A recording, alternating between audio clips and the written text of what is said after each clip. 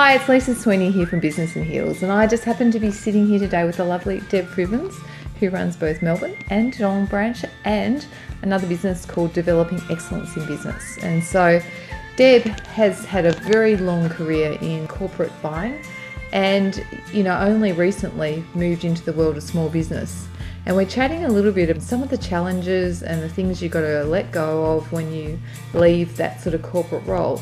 And so I'm going to ask Deb a few tough questions. So Deb, just to give people a bit of insight about you, how well connected would you say you are in the Geelong local community? What sort of things do you do? Now, better connected than I was. It's all about networking, and I need to get out and do more. But yeah, I've been very fortunate. I've met a lot of wonderful people in this town.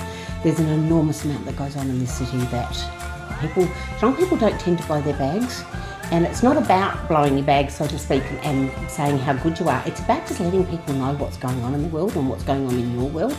And I'm very heavily involved in my Rotary, which I love with a passion and I won't give up. We're a breakfast club, so we meet every Wednesday morning, and start with a laugh. And there's a few of us that are either retired or semi-retired that slip down to coffee afterwards and cure the ills of the world. And that's where the real business gets done, talking to people and advising people about what's out there and just finding out and keeping your ear to the ground about what's going on. And that's really important. And I think, was it last year, there was a huge Rotary event here in Geelong? It was. The district governor initially belongs to, we get to do the conference for that year. So we organised the conference for 450 people here in Geelong. We had a huge dinner on the Saturday night, which was enormous. There was a wee bit of work that went into that. So now, come on, just fess up here. So you were organising the event, right? There were a couple of us, but yes, we were organising the event for the Saturday night. And then somebody got sick in the lead up to it. Yes. And you picked up a few more jobs. Yeah. Like? Gave me something to do.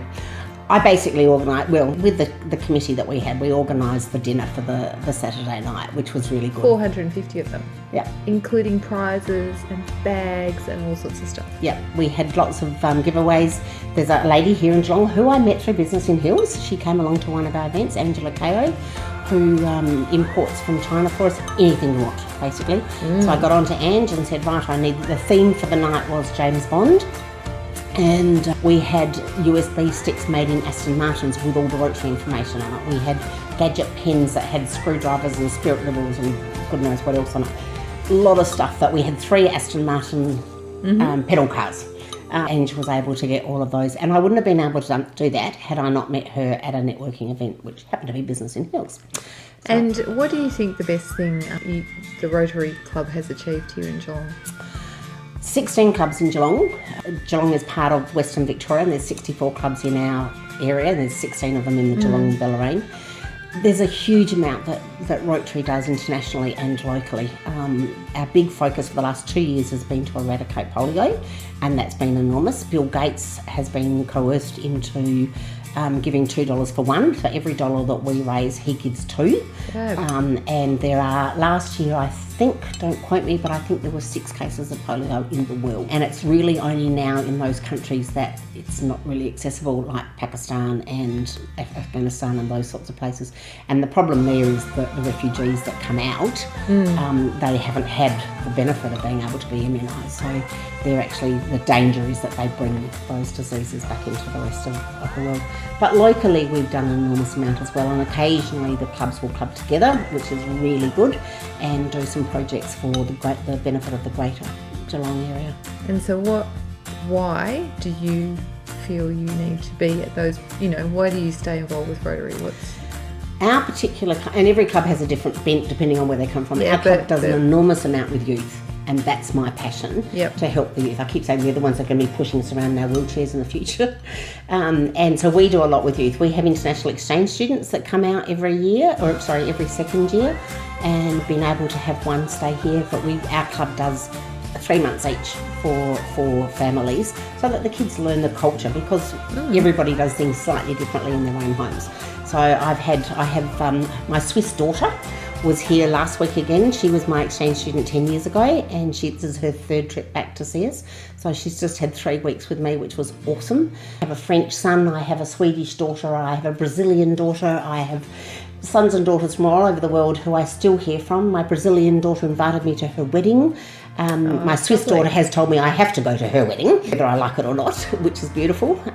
So yeah, you meet, and to learn the culture of those kids. I love having them because, you sit over dinner or whatever. They go to school, they're school age between 15 and 18. Sit with them over at dinner at night and talk to them about their customs and just the things that they do in their country that are different to here, and ask them what they find are the differences, and that's how you learn what's going on in their world. And networking's no different. Ask people what they do in their life and there, spread them across.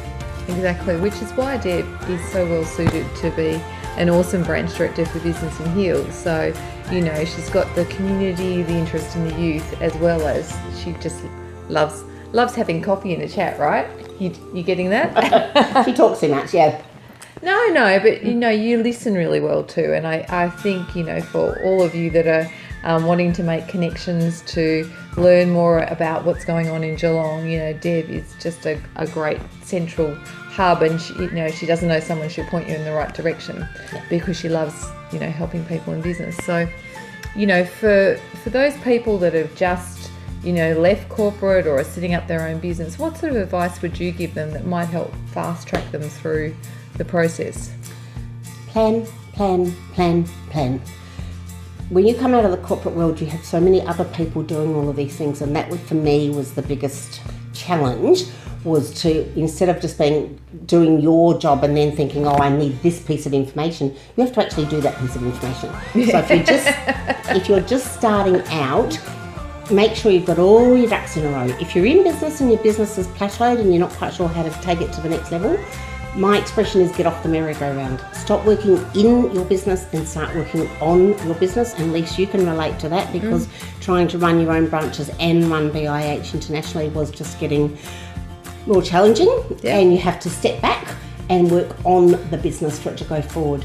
I tried very hard to keep up with all my training, and I've signed up this year with a guy called Roger James Hamilton, and he has a day.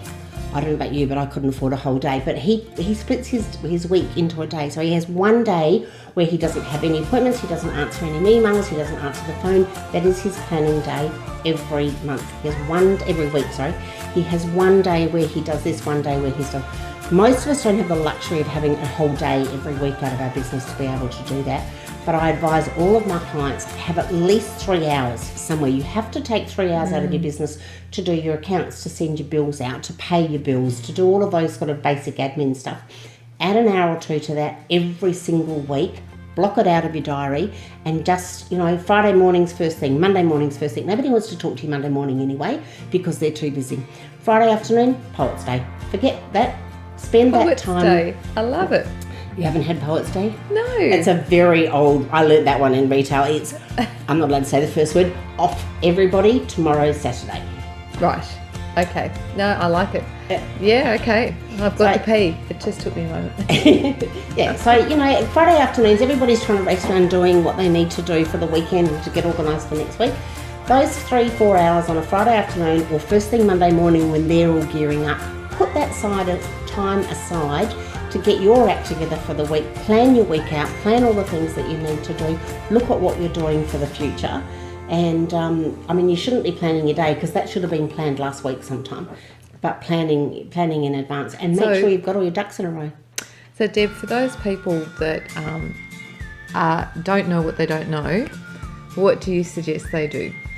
Get out and network. Talk to people over a coffee, talk to people over a nice glass of champagne, and just find out what's out there. You'd be surprised what you don't know. You'd be surprised what you can learn over a cup of coffee from people that, you may not have it's somebody that you wouldn't normally speak to because you have no other interests in common, but you'd be amazed when you start talking to them about what they do or don't know and where they come from, and there's a lot out there.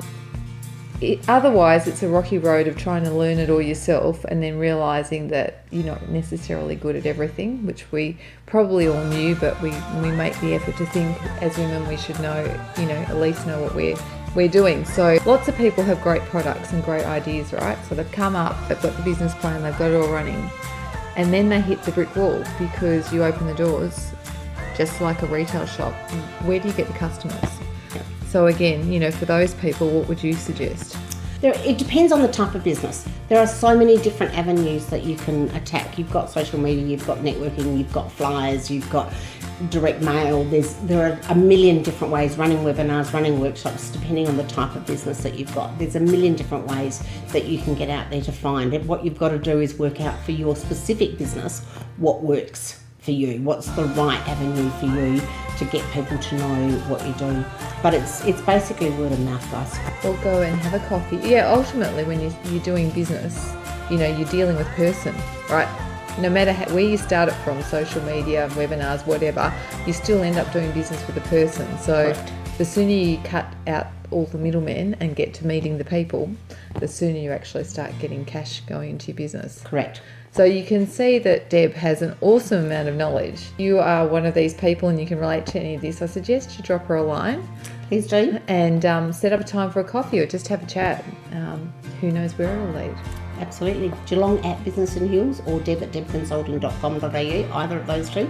Drop me a line, give me a buzz. My phone number's on Facebook. It'll be on the video. Yep. So give us a buzz, and I would love to have a cup of coffee and see what I can do to help you and what you can do to help me.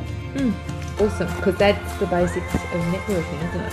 Correct. That's what it's all about. Yeah.